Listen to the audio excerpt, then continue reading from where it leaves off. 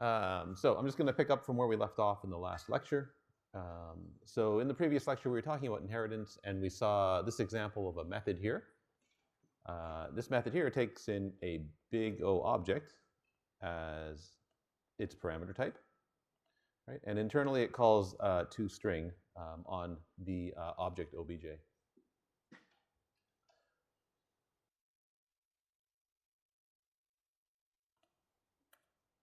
And then when you call the method, that method will take in any object in Java, because all objects in Java are instances of big O object. So if you pass in a string, it prints the string, right? And so the version of toString that you get here is determined by the actual type of the object that you pass into the method. When you pass in a string, you get the string version of toString.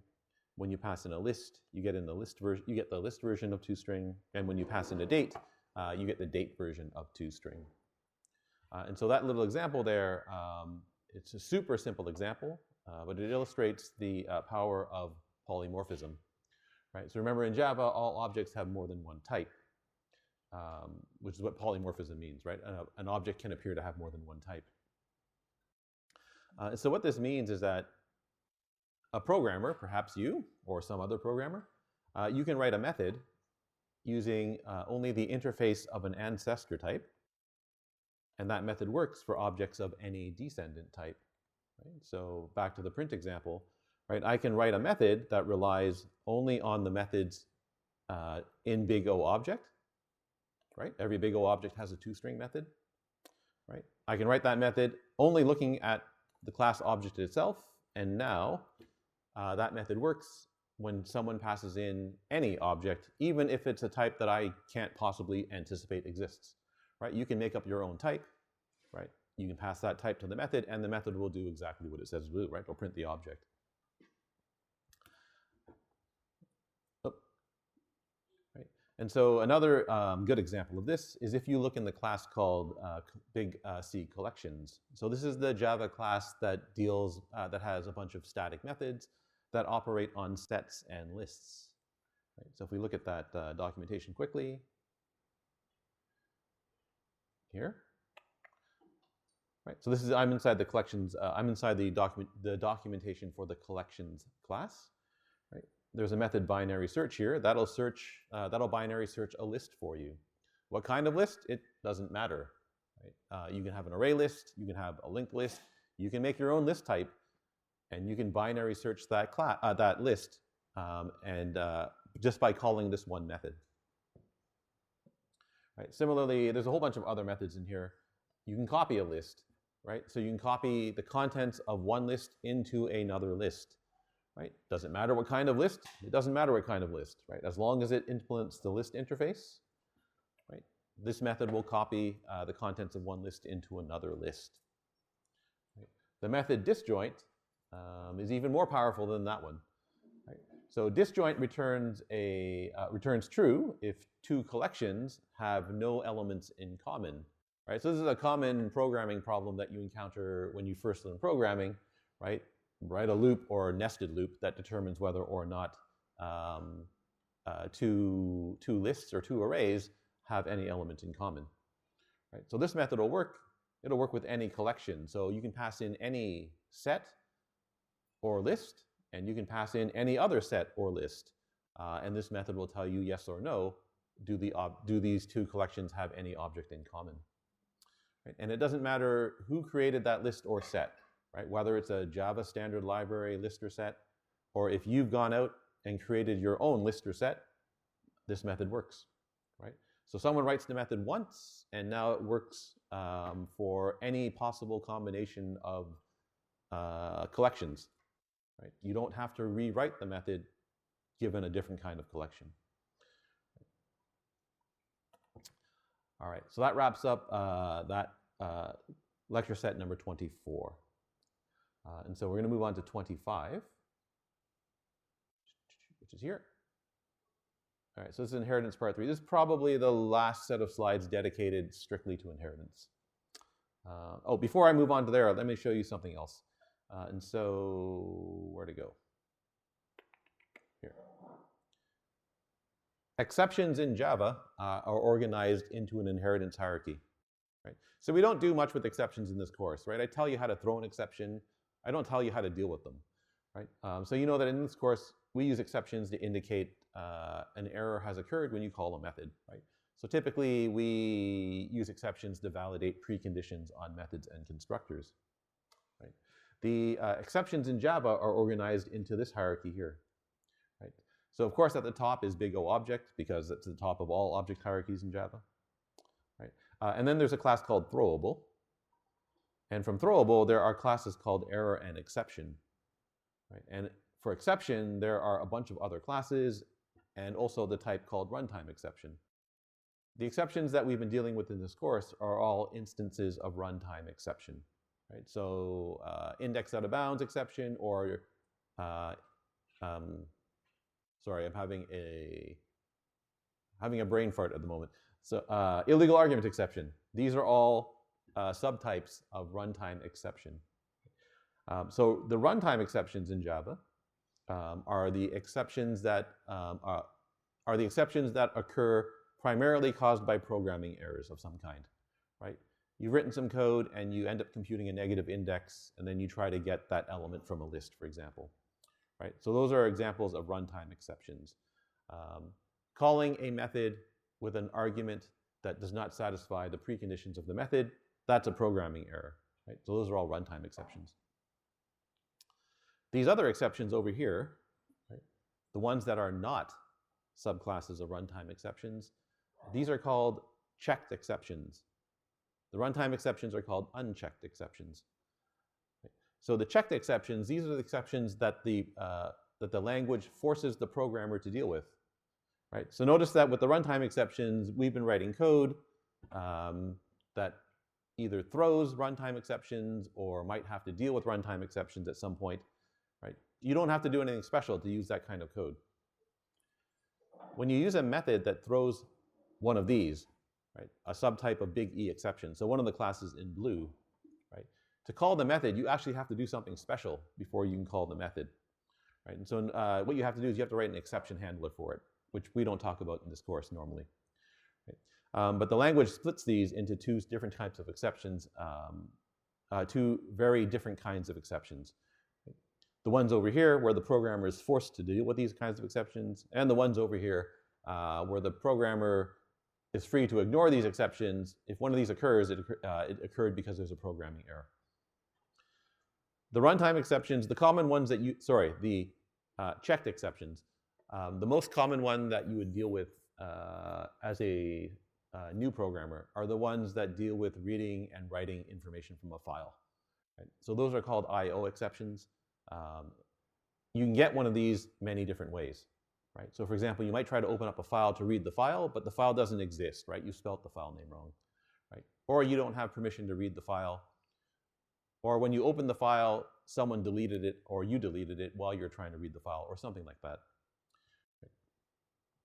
Right? And so there's another example of exceptions in practice, right? Oh, wait, one more thing. Here. Okay, so if you're creating your own code, it's often useful to write your own exception classes. So you might create some code, and instead of reusing the Java standard exceptions, so like illegal argument exception, right, you might decide that you want to provide a more interesting or more informative name for your exceptions. Right? So you can easily do that. All you do is you subclass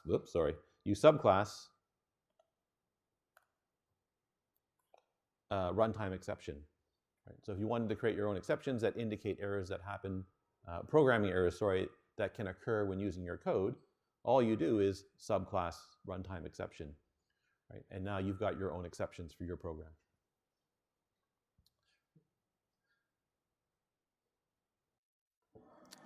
All right, so moving on. So when you're using exceptions, when you're using inheritance in an object-oriented programming language, especially one like Java, the most important thing that you need to keep in mind is this thing here.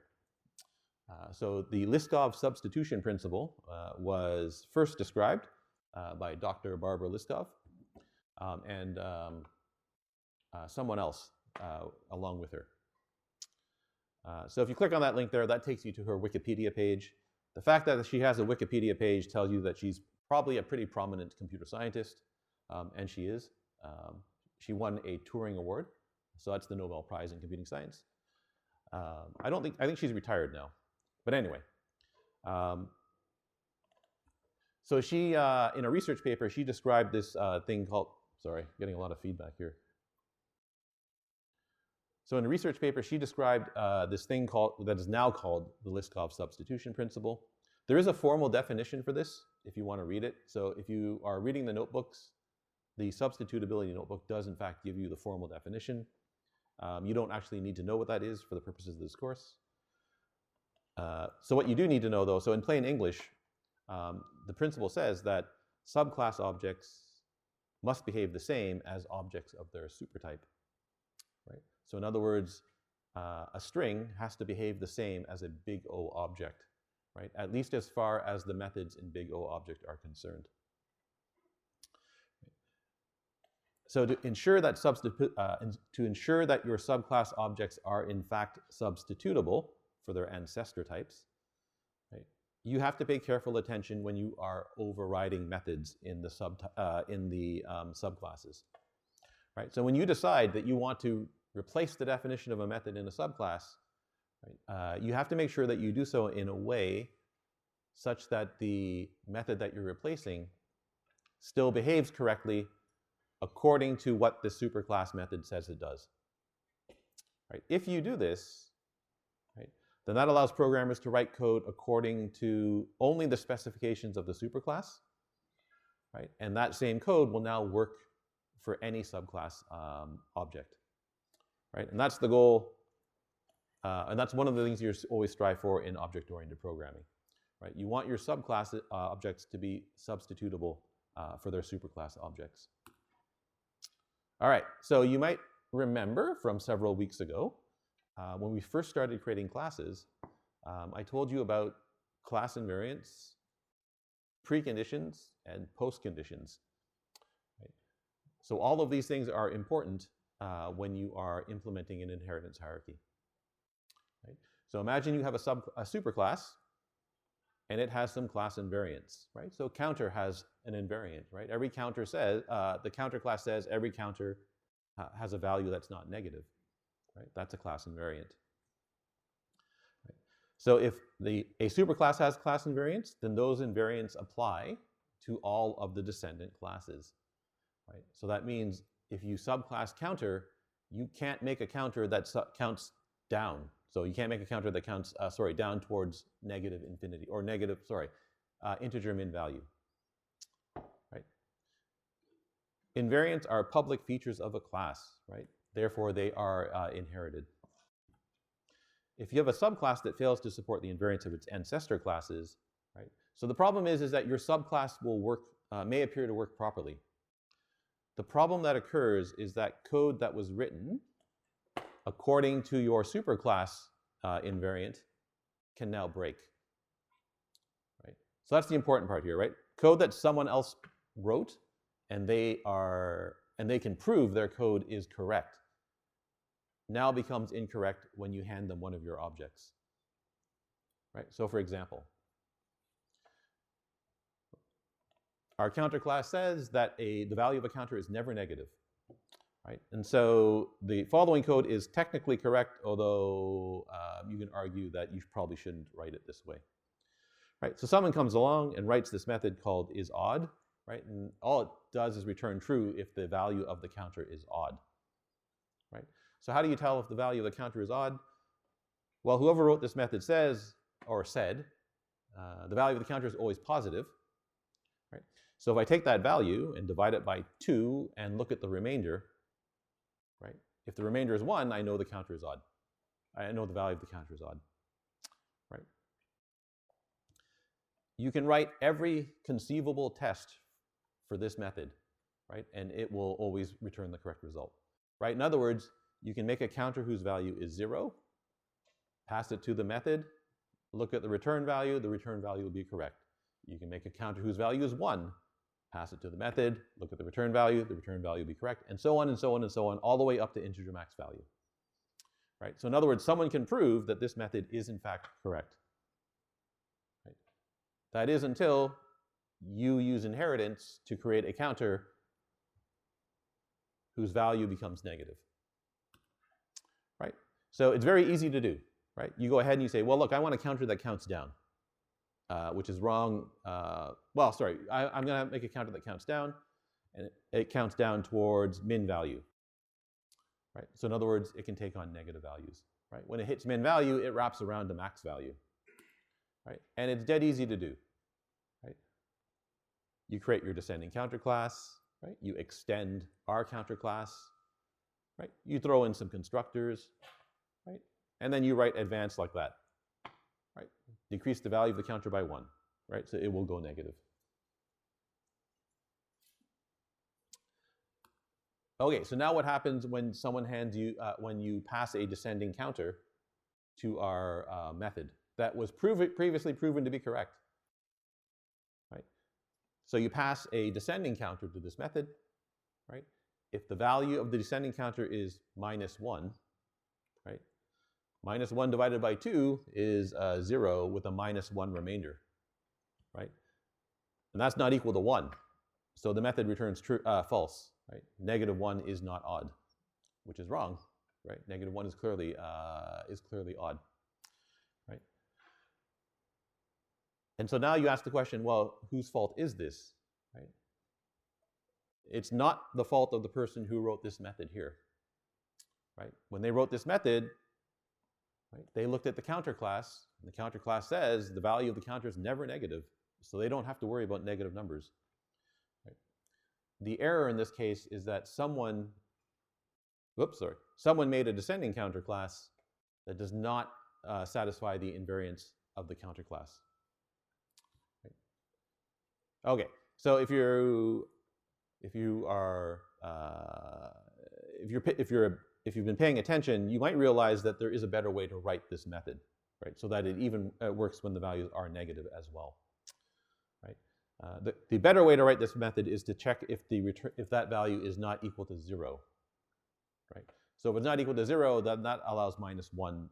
That will also return true for -1. But this method is technically correct. Right? All right. So if a class has invariance, that doesn't mean the subclasses have the exact same invariance. So a subclass can change the invariants that are inherited from the ancestor classes, right? But when you change the invariants, they have to satisfy the inherited invariants still, right? So you can change the invariants, but they have to still satisfy the ones that you inherited. Right? Okay, so for example, it's possible to create a ranged counter subclass of counter that counts between a range of non-negative values. Right? Our counter counts from 0 up to max value, integer max value. You can make a range counter that, say, counts from between 5 and 10, right? And that would be fine. Right? It's easy to do. Right? So to implement a range counter, you just have to add some fields to this class that represent the minimum and maximum value of the counter. Right? You override advanced to make sure that you always count between min and max. So it's not hard to do. Right? This counter has a different invariant than the superclass. Right? Remember, our superclass, the counter class says the invariant is the value is always between 0 and integer. The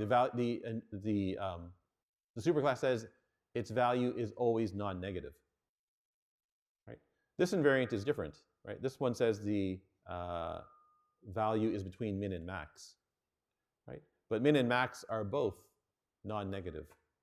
Right? So this is a different invariant. In fact, it's a stronger invariant, right? But it still satisfies the superclass invariant. Right? So in other words, the value of this counter is also guaranteed to be non-negative. Right? But there are, in fact, stronger guarantees on the value of a ranged counter. Right? So you can change the invariants in the subclass. Right? You can change the invariants that you inherited, but however you change them, it has to be compatible with the ones that you did inherit. And the same is going to be true for preconditions and postconditions. Right? So for preconditions and postconditions, I'm going to use this class called shape. So let's just take a quick look at this thing here. It's not a very sophisticated inheritance hierarchy here. Okay, so we're going to make this class called shape. It's abstract, so I'll explain that in just a second. Right? The shape class is the superclass for shapes that have an independent width and height. Right? So things like rectangles and triangles and things like that, right? Where you can change the width and height of the shape independently. We have a couple of invariants on the shape, on this class, sorry, right? So this says that the width and height are always between 1 and 100, right? And they're floating point values, right? So we have a minimum length of 1 and a maximum length of 100 for all shapes. Right? Every shape has a width and a height, right? Both between 1 and 100. Right? We've got a constructor, we've got a method that returns the width, right? The method that returns the width promises to return a value between 1 and 100, right? Oh wait, this the documentation here is wrong. I changed this class, so ignore that documentation and this one here, right? The height, the method also promises to return a value between 1 and 100. And then we have this method here called set dimensions that lets you set the width and height of the shape. Right, so that's the new width of the shape, that's the new height of the shape. The method says it changes both the width and height of the shape to the specified width and height. Right? If the width or height are illegal, it throws an exception. Right? Otherwise, it goes ahead and sets the width and height of the shape to those two values. And finally, one more method, area or upper bound. So this returns an upper bound on the area of the shape. An upper bound is just a value that's guaranteed to be equal to the true area of the shape or greater than the area of the shape. Right? The reason this method exists is because there are shapes where you can't easily calculate the area of the shape. Right? So imagine you have some sort of squiggly shape, some sort of blob or amorphous type two-dimensional shape. Right? It's probably pretty hard to calculate the true area of that shape. So area upper bound gives you an estimate of that area. Right? The easy way to estimate the area is just to multiply the width and height together, right? So you get the width of the rectangle that surrounds the shape. So it's a simple class. It doesn't really do much. It's not particularly useful, right? But it's here to illustrate the concepts that I'm trying to convey.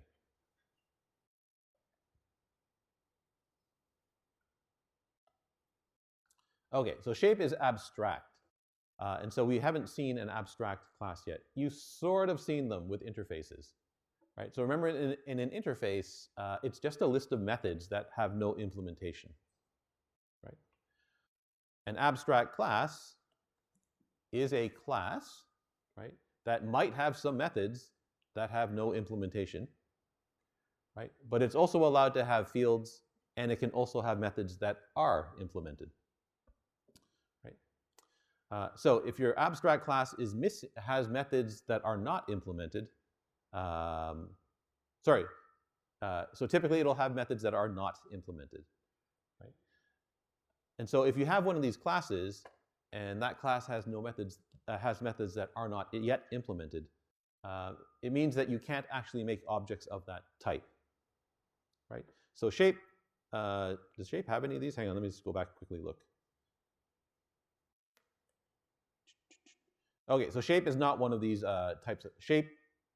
All of its methods are implemented, but the class is still marked as being abstract. Okay. So when you have an abstract class, whoever created the class is trying to tell you something. They're trying to tell you that this class is not meant for you to create objects of that type directly. So our shape class, I'm trying to tell people, hey, you can't make a shape object, so you can't write new shape. Right? And so what is the purpose of these classes? Right? The purpose of these kinds of classes is to serve as a superclass for a hierarchy of other classes.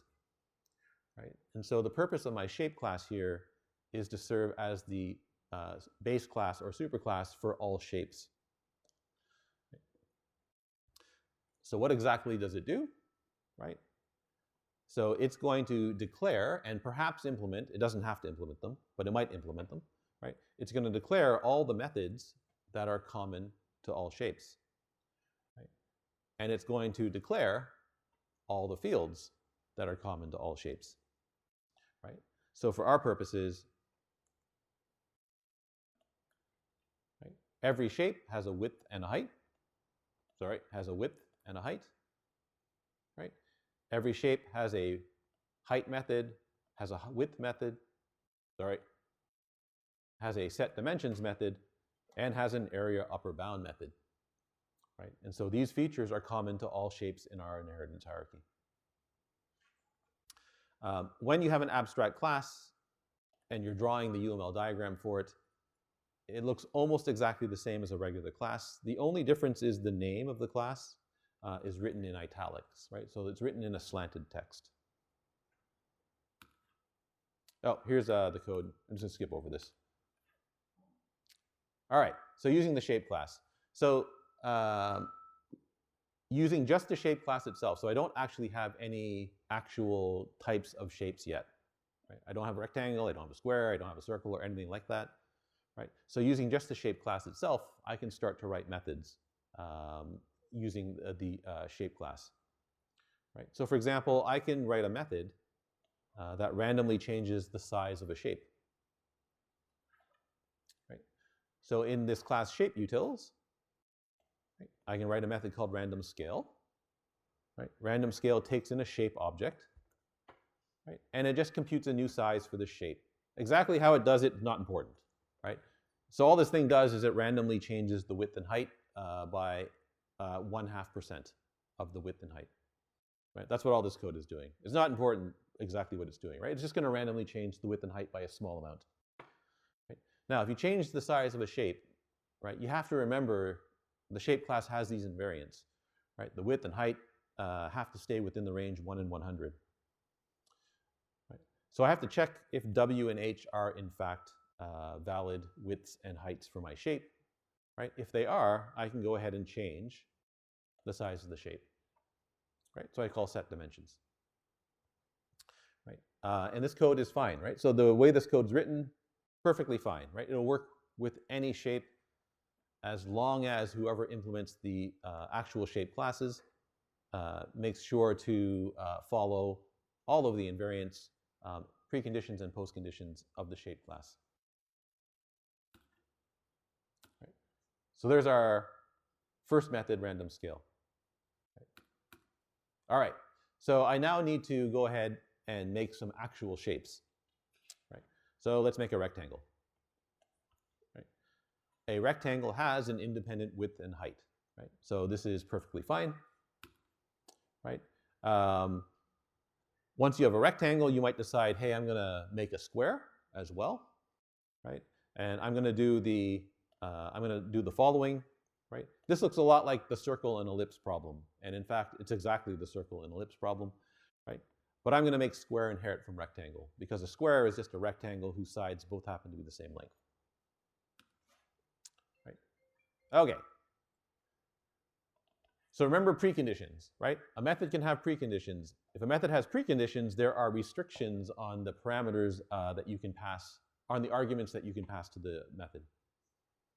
Right? Set dimensions is one of these methods, right? It requires that the width and height you pass to set dimensions be between 1 and 100, right? Why? Because the class has invariants that say that the width and height of a shape are always between 1 and 100. Right? Okay, so if I decide to override set dimensions has some preconditions, right? When I override set dimensions, right, I have to make sure that every value that I can pass to set dimensions, I can also pass to the overridden version of the method. Right? All right, so square. Whoever decided to implement square chose to extend rectangle. Right? And so when they extend rectangle, they say, hey, there's a set dimensions method sitting in the shape class. Right? And I can't independently change the width and height of a square, because if I do, it's no longer a square. Right? So what do? They say, well,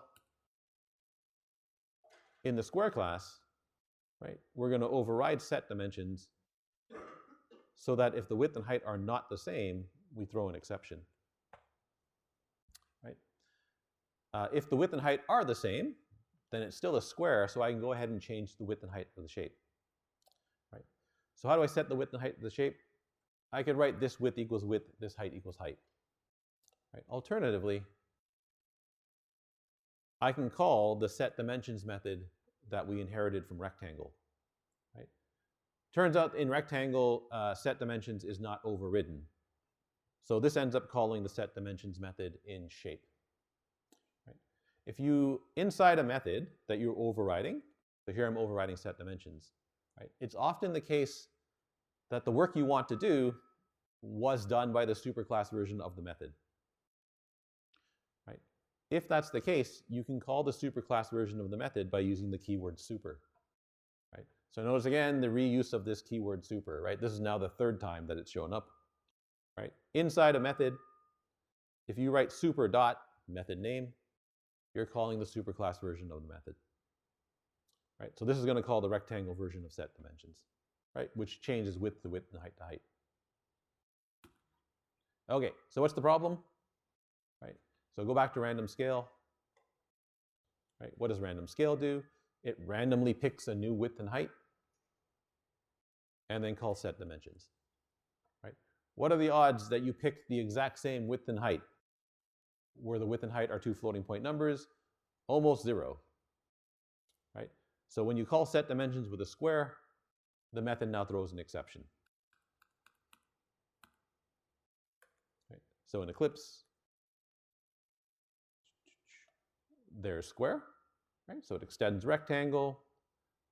There's our set dimensions. Sorry, I copied a bunch of code here. I did it the wrong way.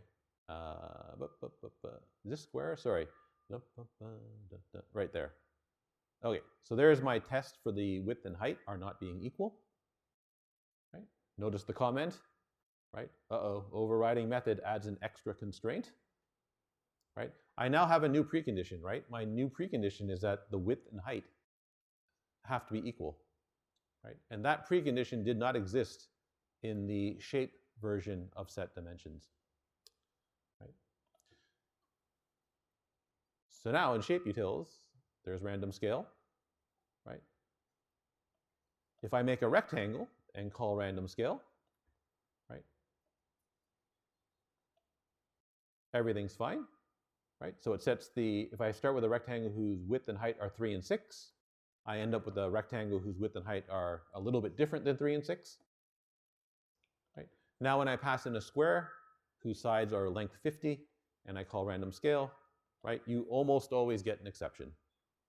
Right? Why do you get the exception? Because the square version of set dimensions does not allow the width and height to be different. Right? That's a problem. Right? So again, note it's the same problem as before. Right? Someone came along and wrote a method. Right? When they wrote their method, they looked at the superclass to determine how to write their method. Right? So the shape class says you can change the width and height of a shape independently. Right? So if you change the width and height independently, you should be able to call set dimensions and not have any issues. Right? When you use a class whose width and height can in fact change independently like rectangle, everything's fine. Right? But then when someone creates a class where you cannot change the width and height independently, right, the method now fails. Right? It's not the fault of this person, the person who wrote this method. Right? It's the fault of the person who wrote this class. Right? So when you're writing a class, subclass, right, you have to make sure that if a method has preconditions and you override that method, right, you have to respect those preconditions as well. Right? You cannot add extra preconditions. Right? Okay, so in your subclass, when you override a method, right, you cannot add extra constraints, right, to the parameter values. Right? And you cannot restrict which parameter values are acceptable you cannot add extra restrictions to what values are acceptable to the method. Right? However, that doesn't mean the method has the exact same preconditions as the one it inherited. Right? You can remove those restrictions if you want to. Right? So if you're inheriting a method that has preconditions, you can then take those preconditions away if you like, and that's still fine. Right? So for example, rectangle can override set dimensions so that values that are out of range, right, so less than 1 or greater than 100, don't cause an exception to be thrown. Right? It's easy to do. Right? So someone passes in a width and a height. Right? If the width is smaller than 1, right? So if width is smaller than 1, we just set the width to 1. Right? If the height is smaller than 1, we just set the height to 1. Right? So I'm using max here. Right? If the width is greater than 100, I just set it to 100. And if the height is greater than 100, I just set it to 100. Right? And then set the width and height to whatever the new width and height are. Right?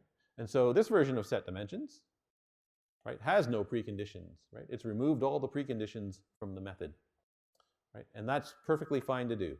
Right? Any value that you pass to the shape version of the method is also accepted by the rectangle version of the method. Right? That's not the case for square. Right? Most values that you pass to the shape version of the method are not acceptable to the square version of the method. Right? And that's not allowed.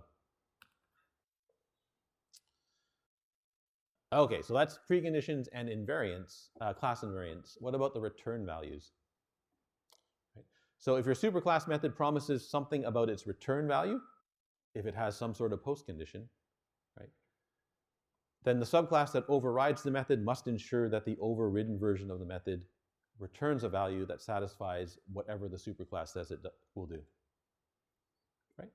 So width and height methods in shape promise to return a value between 1 and 100. Right? So using just the shape class itself, you can go ahead and write a method that modifies the width and height of a shape. Right? So what we're going to do here is I'm going to change the size of the shape so that its width is equal to 1. Right? So I'm going to scale the shape up and down so that the width of the shape is now 1. Right? And so this is called normalizing the width of the shape. Right? You could normalize the height. You could normalize the area, perhaps, right? And other things as well. Right? This is easily done as long as the width of the shape is not 0, and if the height of the shape is greater than the width. Right? Oops, right here. Right? So normalized width takes in a shape. Right? If the height is greater than the width, all I'm going to do is I'm going to take the height and divide it by the width. Right? And then I'm going to set the width to 1. Or I'm going to take the width and divide it by the width. Right? So this just uniformly scales the shape so that its width fits in, now becomes 1. Right? And then I call set dimensions, right? And everything's fine. Right? The width is 1, which is valid. The height is some valid between 1 and 100, so that's also valid. Right? And everything should work just fine. Okay, so someone comes along and they say, well, I want a line. Right? So I'm going to make a vertical line class, so vline. Right? So a vertical line is just a line segment whose width is 0, right? Which is a problem, right? So that breaks an inherited class invariant, right? The width of any shape is supposed to be at least 1. We're going to set the width to 0, right? Furthermore, its width method is going to return 0, right? So width is always going to return 0 for a vertical line. That's a problem, right? The shape version of width says it returns a value between 1 and 100. Right? When I wrote this method here, I'm relying on the fact that that's never 0, right? Because if it is, I divide by 0. Right? And then when I call set dimensions, the height is now infinity, which is going to throw an exception. Right? So that value is not between 1 and 100. That breaks the that does not satisfy the post condition that we inherited from the width version in shape, the width method in shape. Right? This is bad too. That breaks the class invariant that we inherited from shape. Right?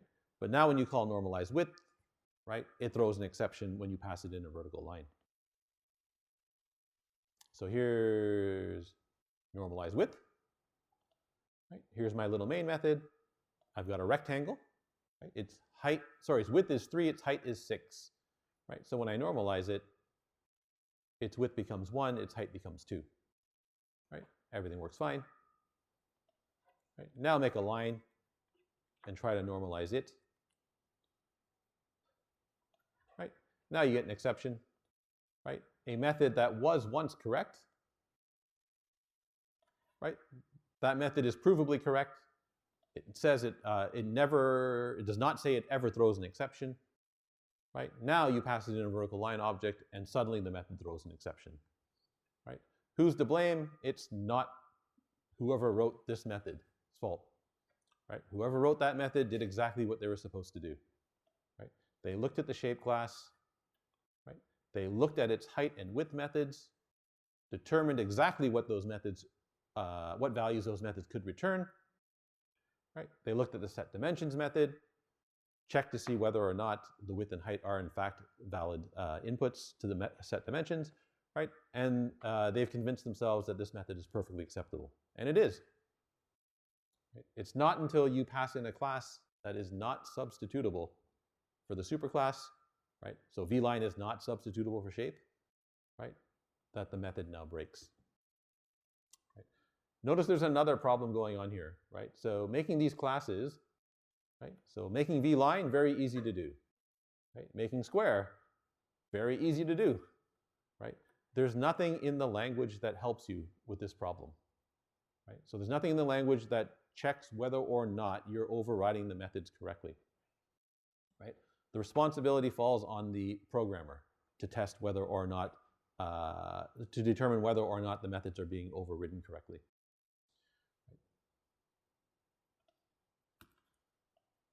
Okay, so if a method has post conditions, does that mean the method has, the subclass methods all have the exact same post conditions? The answer is no, right? A subclass is allowed to return different values in an overridden method, right, compared to what the superclass method returns, right, as long as the contract of the superclass method is satisfied, right? So in other words, as long as the post condition is compatible with the superclass version. Right? So that area upper bound method, remember, it promises to return an upper bound on the area. Right? For classes like triangle, it's trivial to return the exact area. Right? So for a triangle, right, you can override area upper bound to say that it returns the exact area of the triangle. Right? Not only is it an upper bound, it's also the exact area. Right? The area of a triangle is just 1/2 the width times.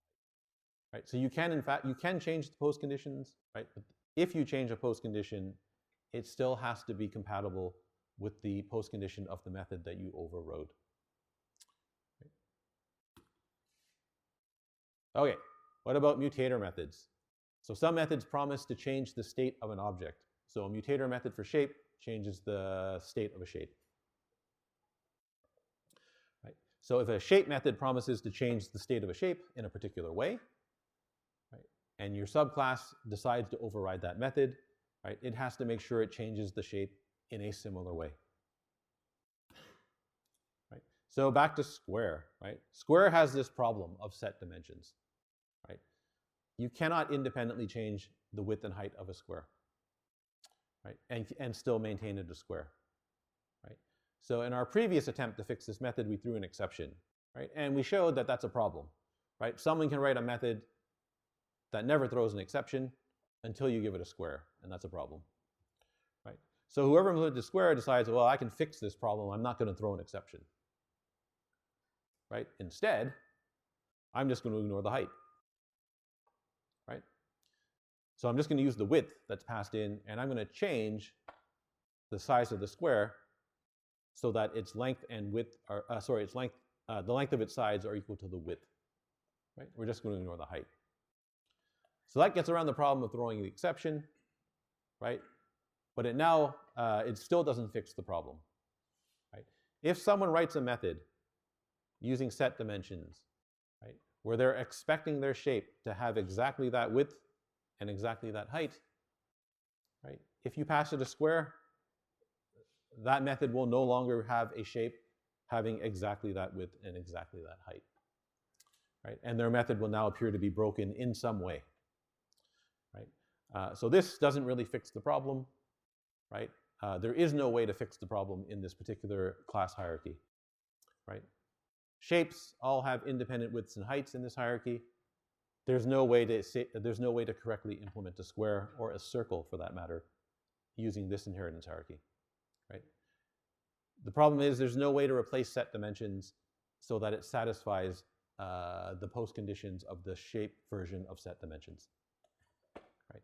The shape version says the width and height always change to that and that. Right? Okay, so what else can you do? There's another fix. Oh yes, do nothing. Right? So the implementer of square might decide to do nothing in set dimensions. Right? So do nothing is the same as not overriding, right? This does nothing, so the width and height of the shape never change. Right? And instead they say, hey, look, if you want to change the size of the square, call set length instead. Right? So this is fine. Right? You're allowed to add a new method to a subclass. Right? There's no issues there. Right? The problem is the square version of set dimensions does not satisfy what the shape version of set dimensions says it's supposed to do. Right? As soon as you pass a square to a method that expects the size of the shape to change to that and that, right, that method will now appear to be broken in some way. Right? So this doesn't fix the problem either. Right? All right. Any questions on how class invariants, preconditions, or postconditions interact in inheritance? No. All right, so that's it for this week. And I think that's it for inheritance for the purposes of this course. So next week, we're going to look at one more data structure. And then I guess on next Friday, we'll wrap up the class. I'll tell you about the exam and so on and so on. I'll probably tell you, there'll be an announcement on OnCue later this weekend about the exam, because your exam's very early.